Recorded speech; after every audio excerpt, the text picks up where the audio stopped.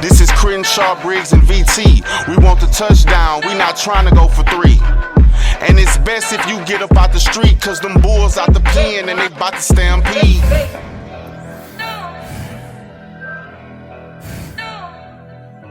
Hey everyone, and welcome to the Texans Fan Battle Podcast. I'm your host tonight, Matthew Briggs. As always, I got my amazing trio, but we're down one. He's driving up to Kansas City to spend the draft with me, so he's taking a quick nap so he can rest up for the drive. So we will be missing Crenshaw. But so right now, it's the dynamic duo of Mr. VT and myself. So what's up to the folks? What's going on, guys? Happy draft eve. Yeah, but it is time. It's the night before the draft. Everybody's probably putting on the Kevin Costner draft day, getting ready. Just sprinkle some magic dust, hoping this comes true, especially for Texan fans. Well, let's get into some stuff. Let's kick it off some NFL news.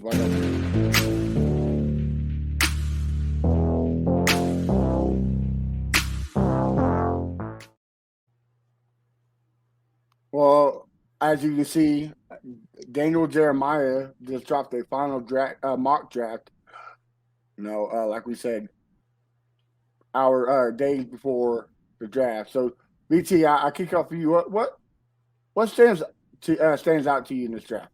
Well, obviously, the fact that we're getting a quarterback is the number one thing that stands out. With all the news that we have been saying, all off seasons, particularly in the last 2 weeks, that it didn't look like we're going to get a quarterback, that we were either going to get Will Anderson or Tyree Wilson.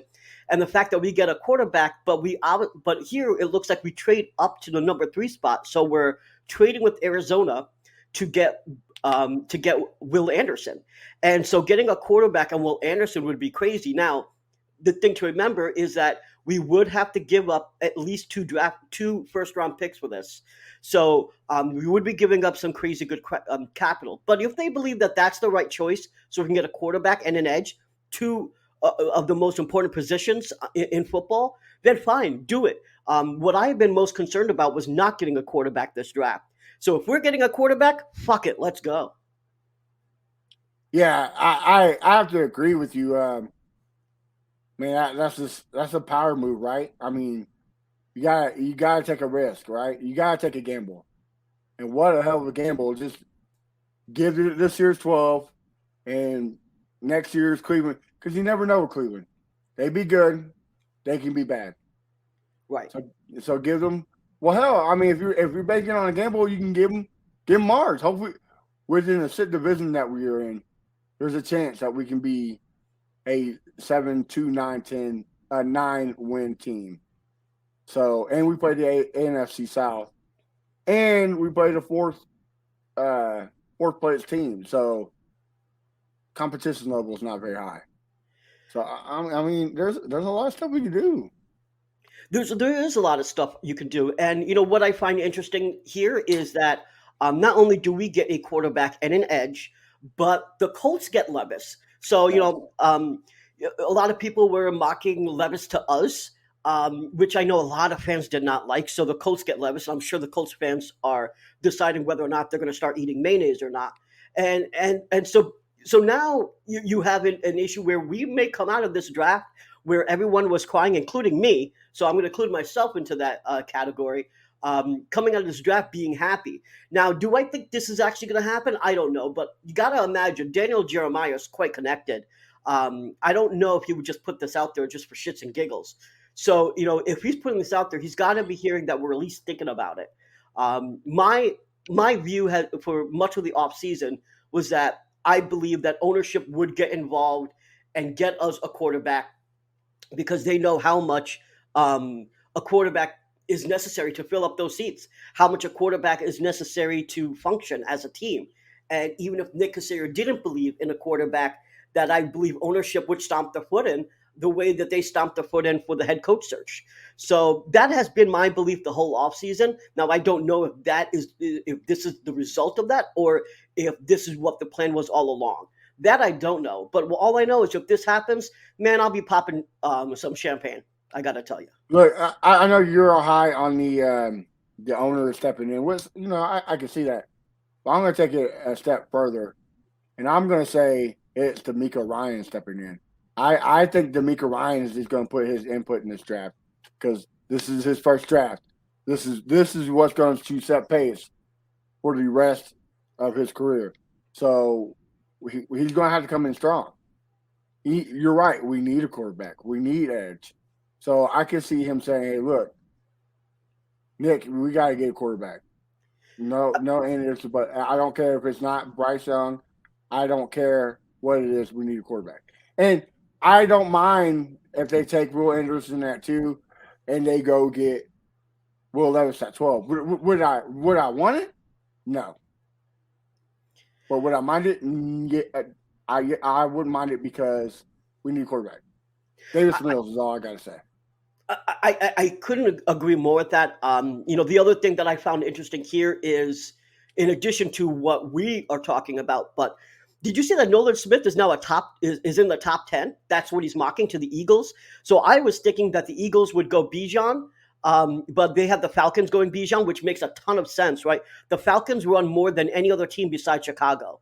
And, Cordell Patterson, obviously, they can't rely on him now. So, so you think that, if Bijan is gone, that the Eagles might get Nolan Smith. I had thought that, hey, what about Christian Gonzalez or even another corner?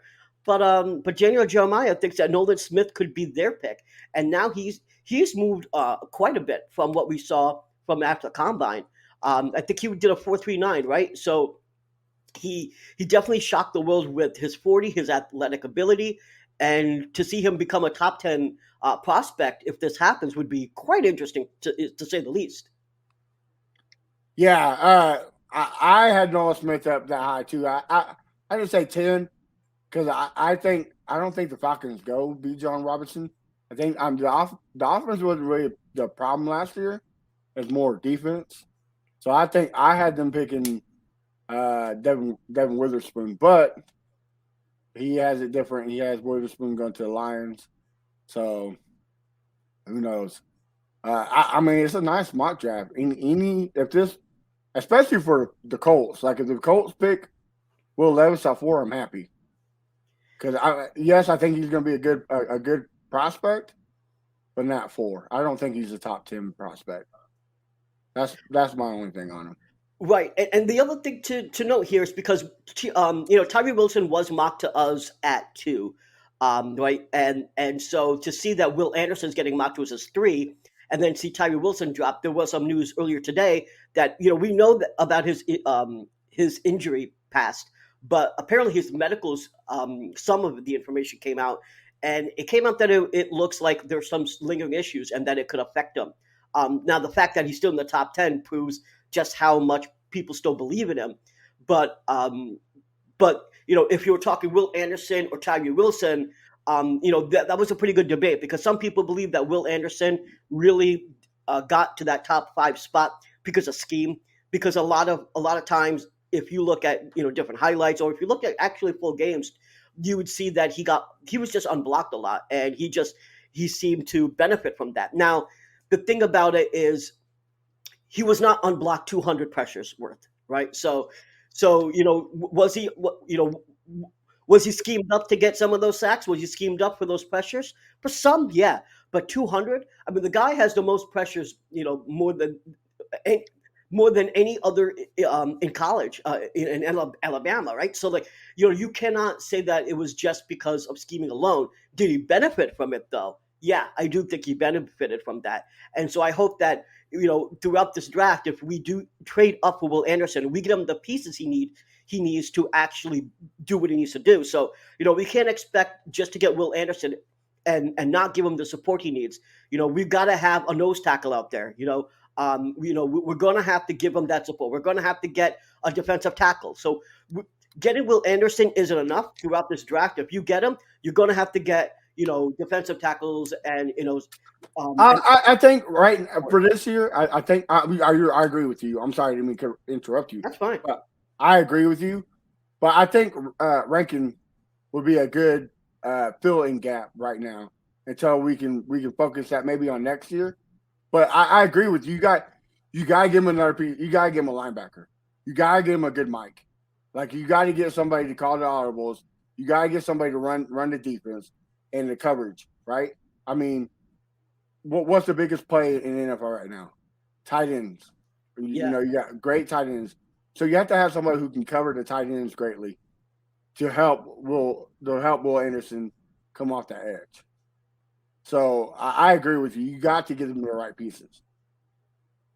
Yeah, and speaking of tight ends, so I know this is not in this mock here, but um, how's your view changed on whether we pick a tight end? Whether that's in the second or in the third. There are some there's some great tight ends here. It's no mystery who I like. I like Darnell Washington. He's my favorite. I was But I about to don't. say I've seen a lot of mock drafts of us picking him at 33, which I take it. I mean, I want it's JMS. I want the center, right? it's But sexy, right? I would say it was a sexy pick at 33, but is it a need at 33? I think center is more of a center and linebacker, right? I mean, that's the two that's a little bit more pressing. Is those two? I agree. And now the thing is that there are four good centers in this draft. They may believe, and I'm not saying I would do this necessarily, but they may believe that having another tight end would give CJ Stroud enough great dump offs, right? Right, You need those right. dump offs, you need those playmakers. And at the same time, if you get Darnell Washington, you can improve the run game dramatically because you would have him lining up to block, right? So he can block for the run, and then Dalton is also there, but Dalton, as good as he is, blocking linebackers and space and stuff, he's not going to necessarily be able to stop those edges. He could block linebackers and stuff, but an edge, most tight ends can't. Darnell Washington has that size and speed and athleticism to do it. 6'7". I mean, like he's huge. Pause, and he he he could get the job done. Sorry, that made me laugh. It was a Yeah, pause, wasn't it? yeah. I mean, I agree with you, but the only scary thing is I can see a high possibility of all four of those great centers. Well, except Ricky Stromberg. I think he's going to be a great late round pickup for a team, just like Lindstrom for the Ravens and the guy that Jaguars got that center slipping my mind. But I think that I think the other three will be taken in the second round. I think they're that great, and the need for center is very high this year. I can see them getting the second round. You know, Now, let me ask you a question. So, say if we do some of these earlier sexy picks, if we get a tight end there, we're not getting a linebacker early on. What would you think of Overshown, getting him as a Mike? Now, he's a little undersized for what you want in a Mike, in terms of both height and weight, but I think he has a skill set to drop in coverage. I think that I think he could work in a D'Amico defense. What do you think about him? I actually have us in a couple mock drafts picking them. I like them. Um, you can also get like the linebacker draft is pretty high in my opinion, right?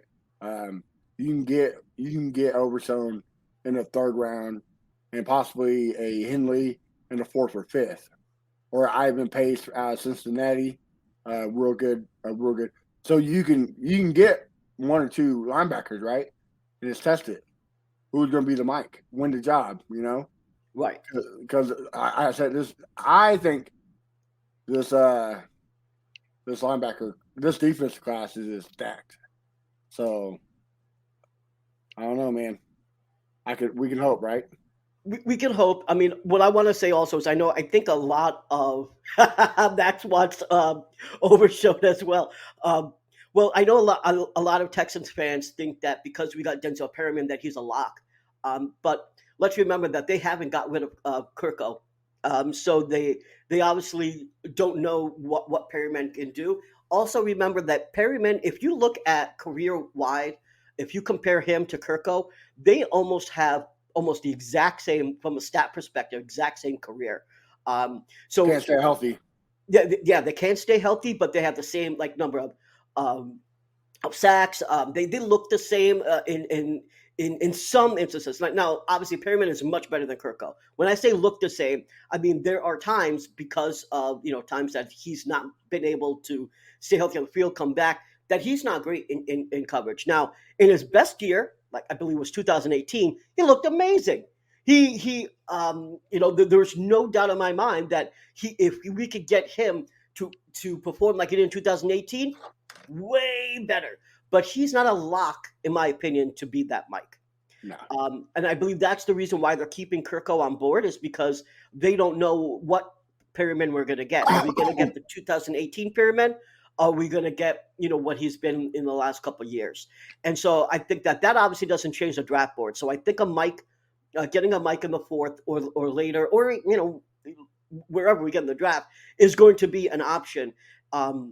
Because if we do get Will Anderson, like we've both been saying, you got to get the regular pieces. If you're not getting those pieces, he's not going to be able to do his job, and he's not going to look great. So before we move on, we got a quick question from YouTube. What are the Texans giving up to move up to 3? So it's going to have to be at least 2 first-round picks. That means that you're giving up your 12th overall and your 24th first-round pick. So you're giving up 2 firsts there, and it could possibly be even a little bit more. But that's what the minimum I would say would be, is 2 first-round picks. Yeah, I would not give. I wouldn't give him the 5th we got from Dallas. I mean, that might be a little splash in there. I mean, you got 12 picks this year, so I mean, you're not going to use all of them. You can use some of the trade up. The 7s, the 6s. You can use that and trade up to the 5th. So I don't mind it if the price is right, but I do not want a Chicago and Carolina trade. I do not want a one-sided affair, which I don't think it will be. I mean, let me tell you my personal opinion. Like, if this happens, it happens. I mean, it's all right, but I wouldn't do it if I was a GM, because, in my opinion, listen, there's 34 edges in this draft.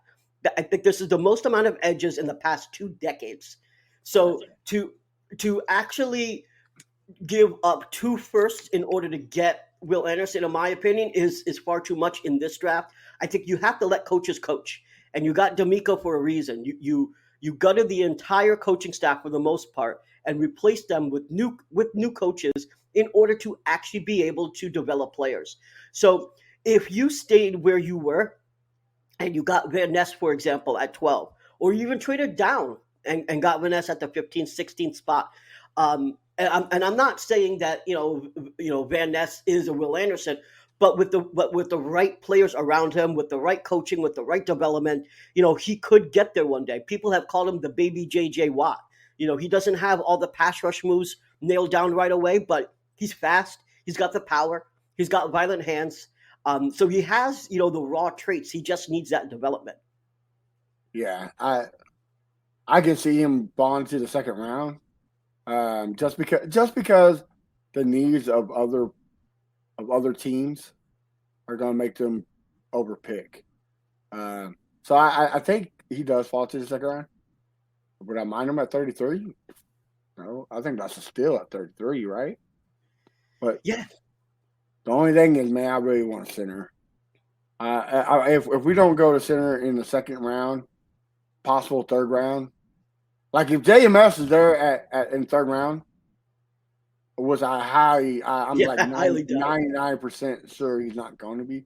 But if he is, all day. I mean, that's an easy pick, right? Yeah, I mean, it's a no-brainer. But if you don't pick him, you have to go Ricky Stromberg. I think that dude's just. I think a lot of people are sleeping on him. Yeah, I think so too.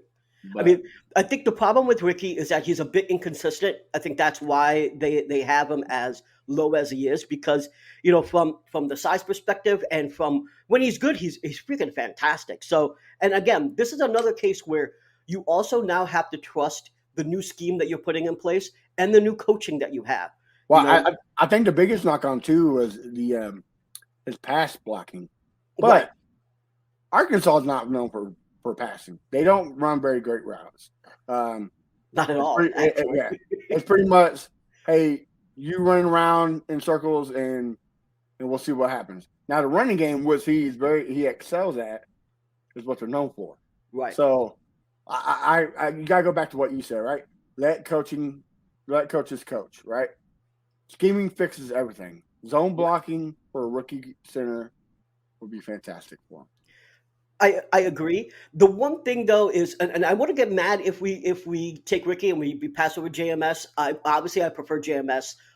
In my post earlier, I said the two players aside, like not talking about the second overall pick. We didn't have this mock earlier today. So when I said, my two players that I'm looking forward to aside from the second overall pick, it was JSN and I was expecting to get them at 12 and get JMS at 33. Those are the two players that I would like to see. If this mock didn't happen, if we stayed, basically where we were.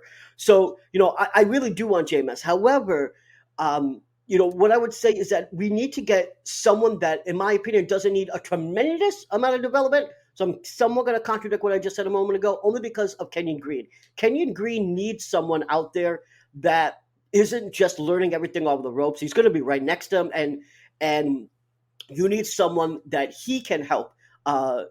So someone can help him too. Like they've got to be a team out there.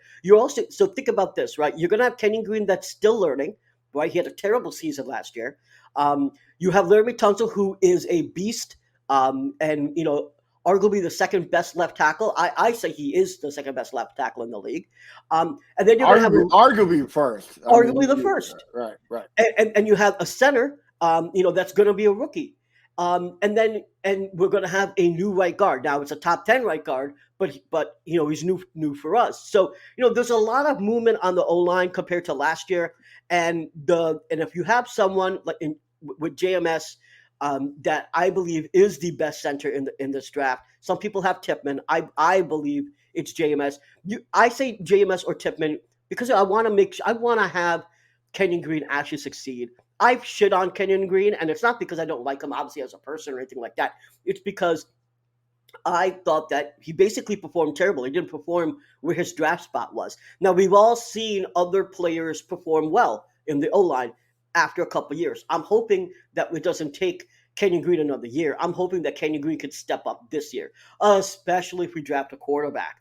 We draft a quarterback. We have Kenyon Green and JMS can be just halfway decent. They don't have to be, all pros here. But if they can be just halfway decent, we can get some real offense. We can actually move the ball. That was our biggest problem. We have to be able to put up more than 17 points a game. That's mandatory. So if we can get our O-line functioning, perhaps that's possible.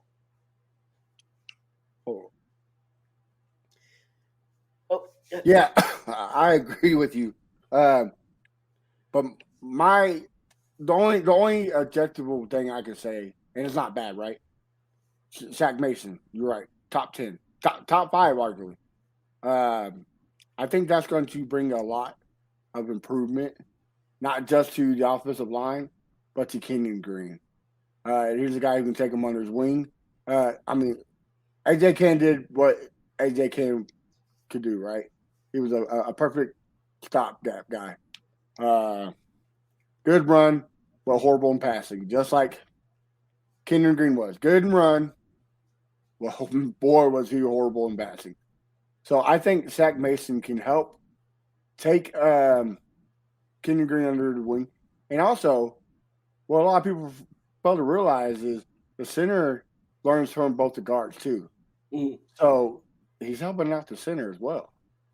And also, if you have another thing is, Kenyon Green got hurt a lot too because of the center position. His play last year fell tremendously when your boy Quesenberry was in there. My boy. So get rid of that problem. Yes, you got a new guy, but man, zone blocking is such a line friendly scheme that I think it's going to be a lot better than that last year. I think it's going to be tough. Which our line wasn't completely terrible, but I think it's going to be a lot better. A lot better. it was weird because there were definitely games where the line was actually okay, and then there were games where the line was just absolutely atrocious. That Eagles game. Now, obviously, the Eagles have last year had one of the best defenses in the league, but that line against the Eagles was basically it was impossible. As much as I shit on Davis Mills, there was nothing he could do on that Eagles game. He literally there's no way that he could honestly he performed better than he could have for that Eagles game, um, because of what he had to deal with. So the line is important, and obviously you have to imagine that Casario and D'Amico know this, right? Bobby Slowick knows this, so that you have to imagine they realize this. The real question is where are they going to prioritize that? When you get a new quarterback, let's for this assumption right now we're pretending or not pretending, but assuming that we get CJ Stroud, that you also probably have to get a receiver somewhere. Now, if this mock is true, you don't have the 12th overall pick anymore. You trade it up. So, do they prioritize a receiver, at 33? Because now you're talking about 65. Do they get the receiver at 65? Is Mingo even available at 65? I don't know. Do they wait and get A.T. Perry? What are your thoughts on that? I mean, I would love. I mean, dude, like Max said, yeah, this is a deep receiver draft as edge. Man, I love Mingo. I love Mims. I love Tillman, Perry, Slovia. Like I can go on. Like I love a lot of these receivers. Pause. But man, that's just too many to decide. Uh, but like, B, I hate you asking these questions, man. It's just I don't know what to do. Like, you know what I mean? Like the best we need weapons. Yeah, we got Mechie coming back. Thank God. I'm happy to say he finally recovered from leukemia, is back on the field. But he's a question mark, right? Right. You don't know.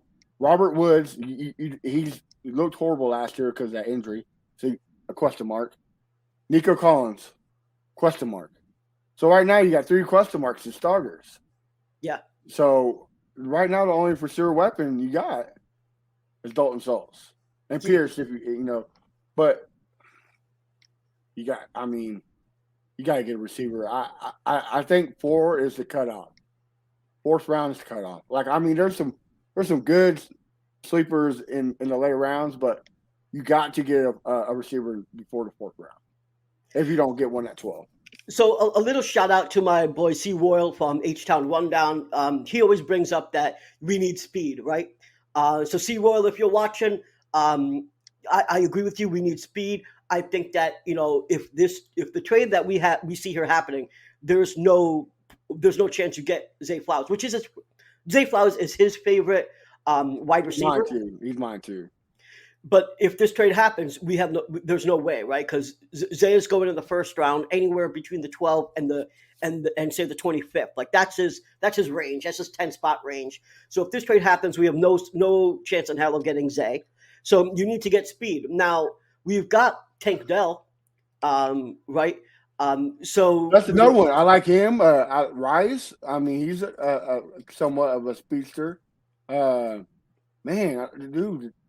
The list goes on, right? I mean, it's crazy. The list goes on, but in terms of speed, let's just focus on speed though. Like who do you think can be that speedy receiver?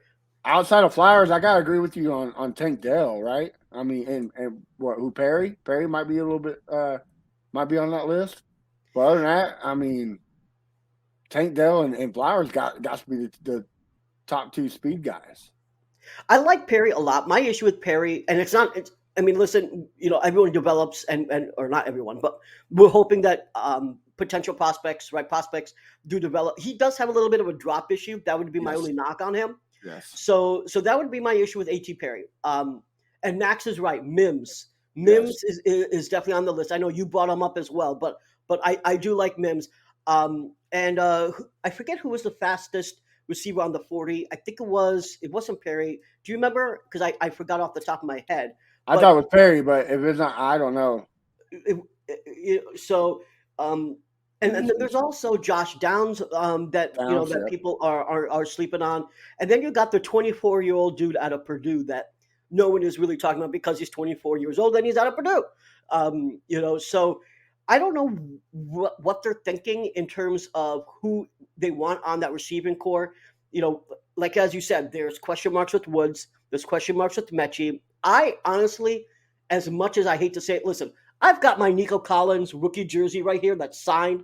Like, it's not like I hate the player or anything. I had big hopes for him when I saw that we drafted him because I watched a lot of Michigan games. And so I really thought that he was going to be our 2X, at that 6'4", over 200-pound receiver. But he hasn't been able to stay healthy. And, he hasn't had even 500 yards. And so he hasn't done much. I thought really that his rookie year alone, that we should have seen 7 touchdowns and about 7 to 800 yards because he was that red zone threat. That's what I believe. We haven't seen that for him. Unless Right. he can stay healthy and show that, I don't know if he stays a starter. In fact, I don't know if anyone from that 2021 draft is an actual starter this year, especially if we do what I think we need to do in this draft. So if we just focus on Nico Collins, for example, like, do you think if we draft another receiver, say for example, Quentin Johnson drops and we get him, do you think that he actually has a shot at actually becoming a long-term starter, or is he going to be relegated to being a backup? He can be turned into another Nico Collins, right? Like the guy that he was slated to be the X, to be the main guy, and just be a third option. You know what I mean? So I don't know. I love Quentin Johnson, but he kind of has the same issues as Perry, right? Like his hands aren't there. Yeah, So as I mean, you got two guys who have problems catching. Is that what you want? I mean, the problem with Quinton Johnson, this is again, he would be your replacement for Nico Collins, right? If you got him, he's Right. 6'3", 215 pounds. The issue Right. with him is that he catches like he's 5'10", 5'11", right? Catches His with your body catch a lot. radius is not big. You would think that it's huge, but it's almost like if I'm out there, like I'm a short guy, and so he uses his chest a lot. He doesn't. If you see he's the opposite of Darnell Washington, right? Darnell Washington has a crazy catch radius, and Quentin Johnson does not. The thing is, on paper, Quentin Johnson is amazing. Play wise, he's not. So, to me, that would be a questionable pick because I don't think he's going to drop past the second. He's still a potential first rounder. So if they go and get him at the second, you obviously aren't getting your center. You're not getting a tight end. I don't know if he's worth that risk at the 33rd overall spot if he even drops there. Right.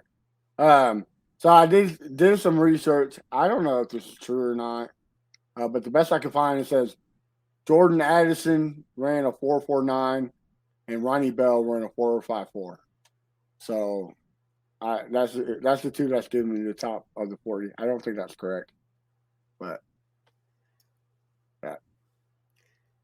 Yep. That's takes us down to tight ends, receivers, centers. What other position are you excited to see? Because I think that you know we really haven't talked running backs because we have Damian I was Pierce. about to say, well, BT, I'm about to piss off a lot of Texans fans. I know everybody. Look, would I love B. John on his team? Absolutely. I think he is another coming Marshall Falk. The dude can cut to the gap and go downtown, or he can catch out of the backfield. It's just a great all around back. But come on, guys, B's on that too. Even even if he's at 12, that's still a gamble, right?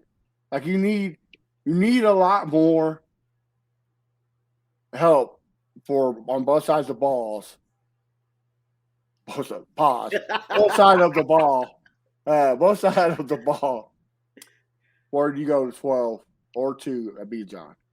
Like I don't think he's gonna fall to 33. So there's no chance.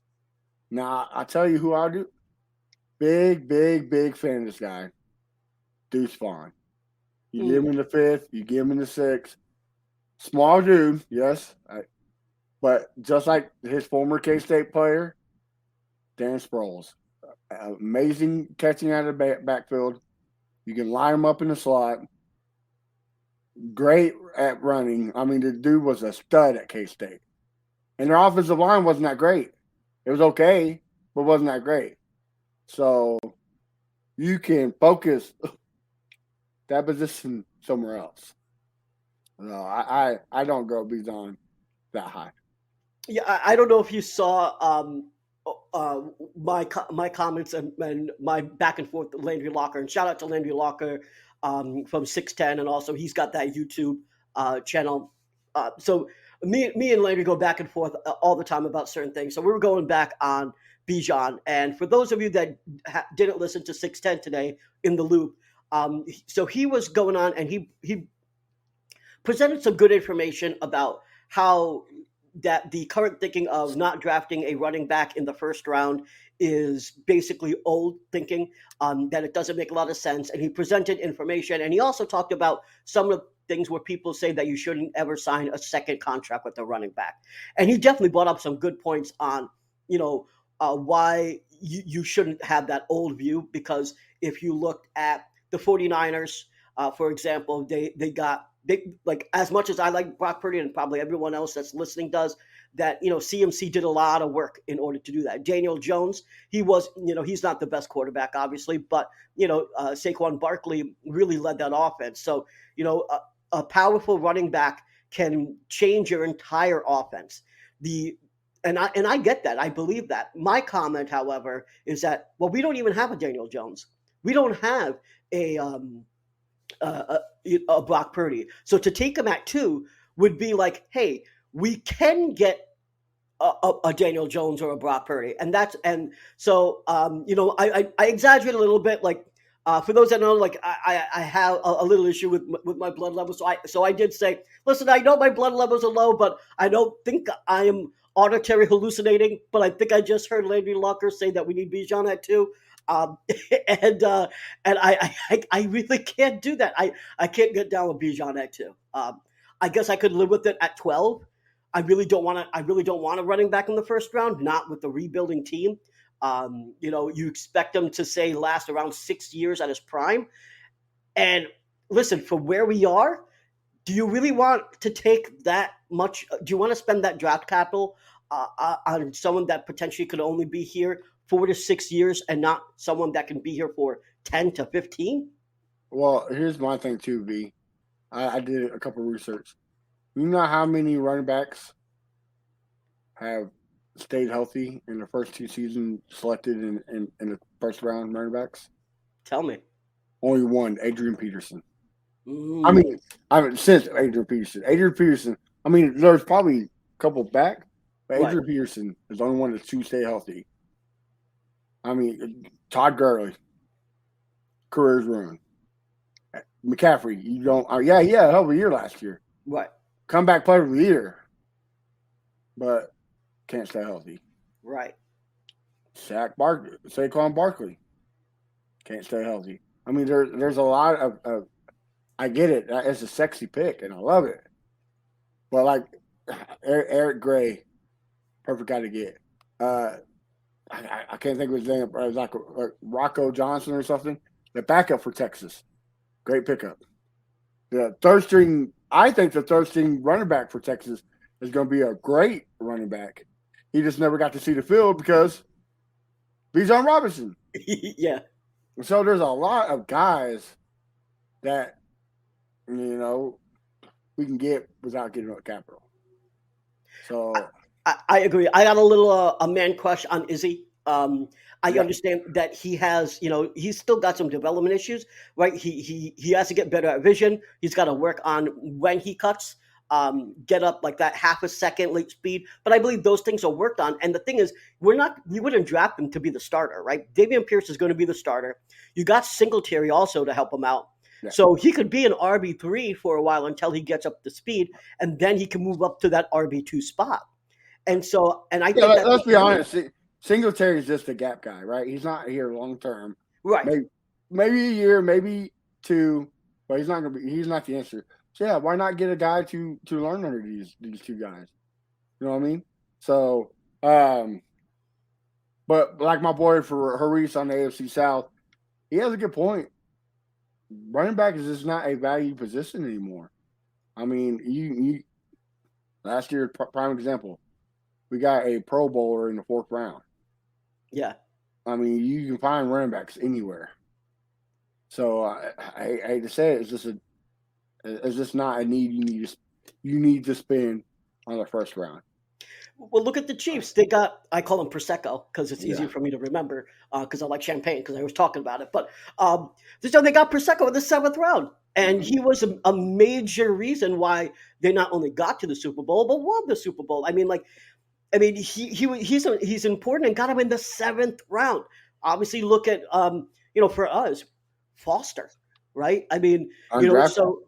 so to think that you have to take, or even really considering that to take Bijan with our 2nd overall pick when you are looking at possibilities of getting a running back later. I mean, we got Damian Pierce in the 4th, right? So this and I'm not just trying to throw one-off anomalies here, but the thing is, we just have too many holes. And yes, would it be a great, sexy pick? Yeah. If we were the Eagles, I would take them because you've got pretty much everything you need, But we have arguably 12 to 15 open spots on this roster, and you cannot spend the 2nd overall pick on a running back. Well, before we move on in this great show, got a question from Max. He said Nick said he was open to trade within the AFC South. Do you think that is accurate? 110% is accurate. The only thing is that what people fail to realize is going to cost, like the Colts, they want to move it up to 2. It's going to cost them. It's going to cost them more than it will if the Vikings moved up. Well, I think it'd be the same because the Vikings are jumping from 23. But say the Raiders, it's going to cost the Colts more than it will the Raiders because you're a division, buddy. We're not giving you a discount.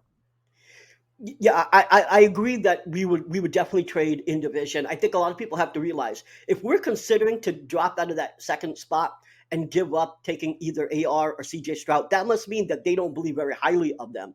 So if they don't believe very highly of them, why wouldn't we trade in division? Because from Casario's mind, he would think, "Ha, I'm fooling you. You're gonna have to pay to get a guy that I don't care about. So why not? Why wouldn't you trade in division? And then like you said, you would charge them a little extra and they'd be willing to pay it because they know, hey, it's an in-division trade. So I think that is wide open. And as much as we talk Daniel Jeremiah's mock, I don't necessarily know if that's true. We could still walk away without a quarterback in the 1st round, which is still very, very likely. The only reason why I wanted to really why I thought that it was worth discussing is because he's not a guy that just does stuff for clicks like you have a lot of other analysts out there. He puts a lot of thought behind him. He's a former scout himself, and so and he's got some inside information. So if he's putting a mock into that, he's got to have some information. But just think about it. At this point, I think everyone will agree that the Texans are. No one knows what the Texans are going to do. And so we could walk away without a 1st round quarterback. I wouldn't be surprised, even with this mock. I wouldn't be surprised if we walk away with either Hendon Hooker, DTR, Jaron Hall, another later round QB, and that we trade out of the second pick.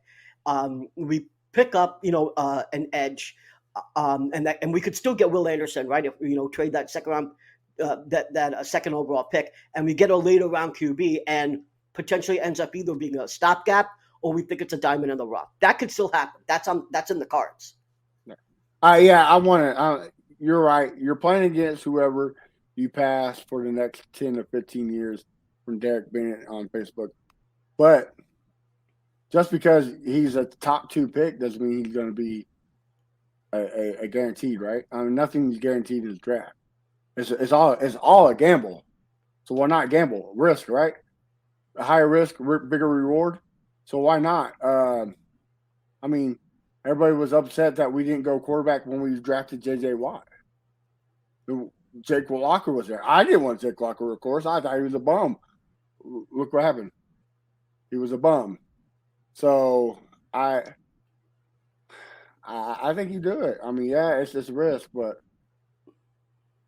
like we said before, you're trading in division, the price tag's gonna go up. Right. So I mean, and that's best. So who knows, man? It's a lovely time to be the draft. So I'm excited, man. But before we kick it off, BT, let's do something.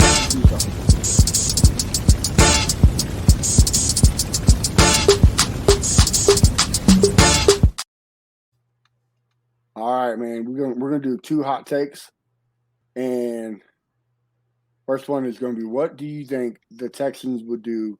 What's a hot take the Texans do in this draft? So I think I don't even know if it's necessarily a hot take, but what I'll say is that I think that we are going to break our record from last year. Last year, Nick Caserio had 4 draft day trades. And that was actually a franchise record. I think we beat that. I think that now that we have more capital, that we have 6 this year. I think he's going to go nuts with the trading up and down. I think he views himself as a wheeler and dealer. So I could see 6 draft day trades moving up and moving down this year. I know that sounds like a high number, but look at what he did last year, and I feel like he's going to do that this year. All right. For the Texans, I believe we're going to go back into the second. Do it again. I would love to. You got so much great talent right there in the second round, especially if you can get in like the middle of the second, get 4 top 50 players. I'm just saying, be pretty nice. But that's my hot take. Now the next hot take, BT. Hot take for any team in the NFL draft. Anybody? What's the hot take? This hasn't really been a mock from what I've seen, but I'm thinking that Levis falls and that the Titans draft him. I think that the Titans see, hey, yeah, we do have a lot of needs. Yeah, they have Tanny, but Levis is a perfect project for them. They know that Tanny's only going to be there for a little while longer. They don't they you've seen the reports that they fell out of love with Malik Willis. They don't like him at all. And if he happens to drop, yeah, they could get a tackle, they could get a wide receiver, but what's more important than a quarterback? And if he falls, I've seen the Titans drafting Will Levis. Well, I mean, he loves mayonnaise, so it's like a match made in heaven. So I agree with you there. So my hot take now, if this happens, I'm done with football because it's like a cheat code. But I think the Chiefs are going to trade up and pick Zay Flowers. You know how dirty that would be? Yeah, that'd be crazy. I just can't do it. Man, everybody's hating your Levis take there, BT. I know. And listen, there's a reason it's called a hot take, right?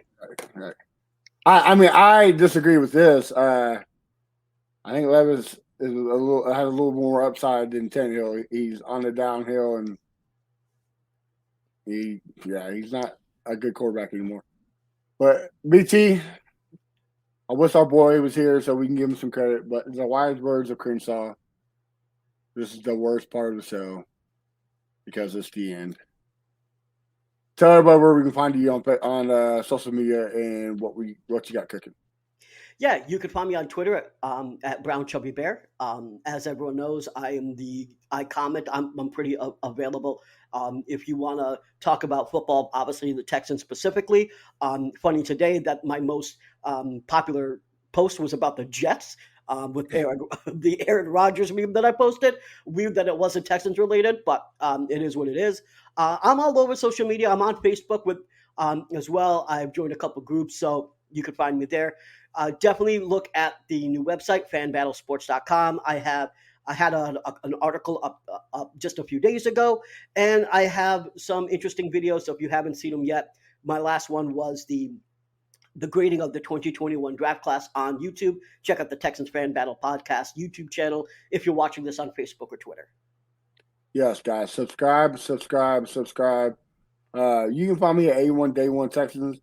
Tomorrow, me and my boy, like I said at the beginning of the show, me and my boy Crenshaw, my A1 since day one, going to be live at the draft.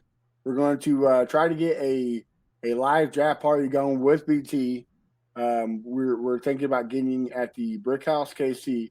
So if you're in Kansas City, you want to kick it with some cool guys, talk football, we'll be there. So check it out. Like BT said, I have a couple articles as well as he does, but mine's all NFL draft. So you make sure you check that at fanbattlesports.com and find me everywhere at A1 Day One Texans. Where if I don't like you, I just ignore you. I ain't got time to put up with your bullshit. And then you can find the podcast anywhere. Texans Fan Battle. Guys, again, subscribe. We cannot do this without you. So click that bell, get some notifications. And until next week, have a good one, guys. And hopefully we're not pulling a crapshoot at the draft. Have a good night. Go Texans. We cover all the topics with intelligence and logic. I know you want to score, but ID gon' stop it. We from Texas, so that mean that we Texans. Breaking down the X's and O's, our profession. No complaining, just training, you see the progression. They had a Pro Bowl for talk shows, we get selected. We gon' celebrate every win like a birthday. Ray J with the news, first with all the updates. Spin move on the competition, yeah, we juking them. You not really in touch if you not tuning in. This is Crenshaw, Briggs, and VT. We want the touchdown, we not trying to go for 3.